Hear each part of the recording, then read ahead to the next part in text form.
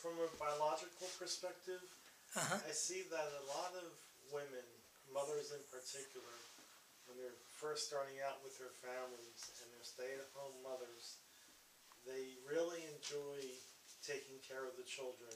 Yes. They feel that this is what they wanted all their life, and Yes. now they've achieved it, and they're taking everything is good, but it doesn't last. Yes. But for that moment in time, I can see that they're doing their thing. Yes. This is, in my opinion, a sort of a biological impetus or intuition for they have this strong desire to be mothers. Mm-hmm. I don't.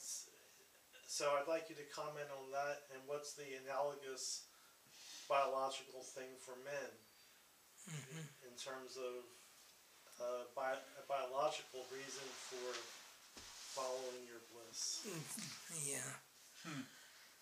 Biology we have to follow. There is no choice. This. But spiritual thing is a wider vision.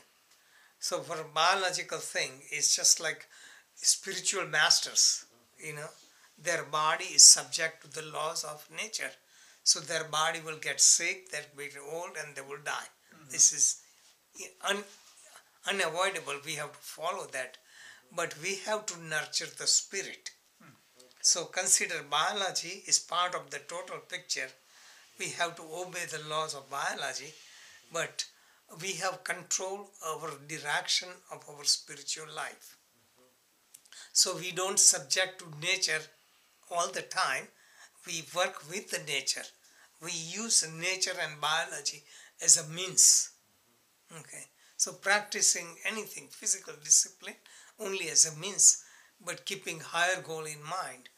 If we remain only the way the biology directs us, then it will mislead us in the wrong direction. Like our basic desires will take over and we may go in wrong direction. My question is sort of a lot of the spiritual masters and people that are following spirituality. Yes. In the past seem to be men. Yes. And for the women it was, just as I said. Mm-hmm. And now it's changing a little. Why is that? But, why is it? More yeah, men. I'm just wondering if there's a biological reason behind it. In India, there are men here. Yes, in Real men. India, also there are lots of female saints. Also, some of the things don't become visible, like men are more controlling, so there's more written about men. Women might be advanced yogini, but they will be householder and they will be evolved spiritually, but they are not recognized.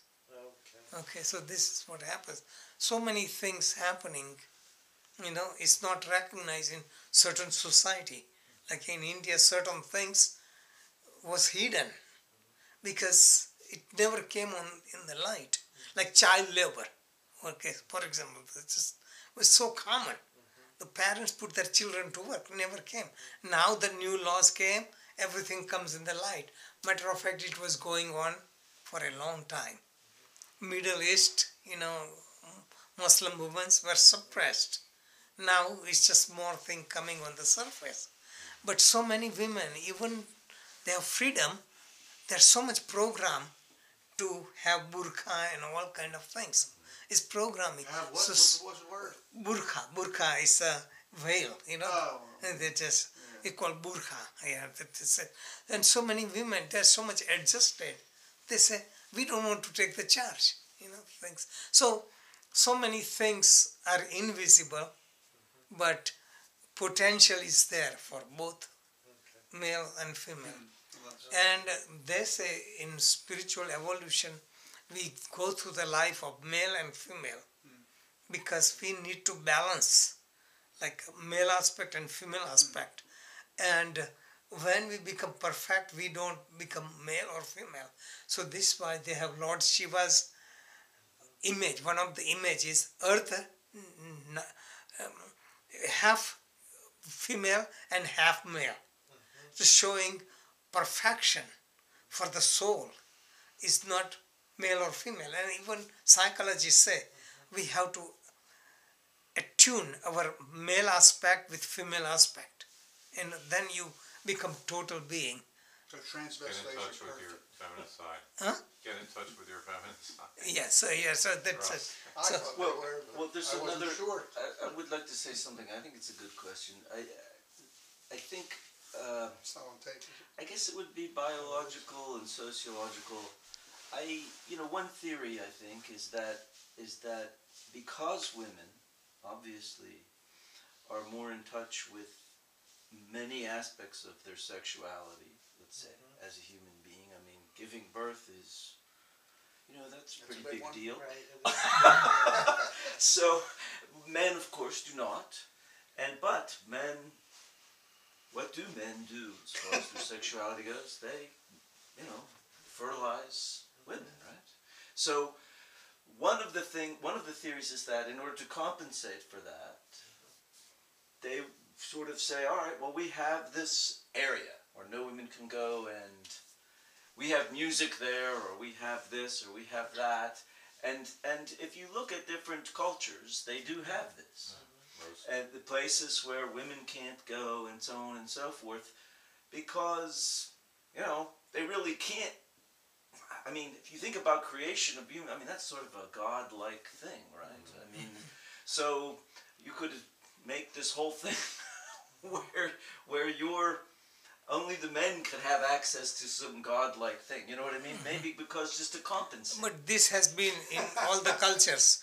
Males are dominant, but really we look at individual self. We have to balance ourselves. Society is something, society changes and they have different rules. But for individual growth, regardless of society, we have to balance ourselves. I just want to say that one last thing about the process of giving birth. It's life transforming. If you ever see someone give birth and then afterwards, Yes. that person is never the same. Absolutely. Yes. And that will push you or give you the impetus for this following the bliss, at least in the beginning. And I'm thinking as a biological reason, because now you're a mother now, and you're doing this as your job, and Yes. this is. What So you're doing this is now. why we learn different lesson in male body and female body until we balance out and we go beyond sex. We become like consciousness, and we don't identify as body, male, female, young, old, race, creed. All these are conditioning.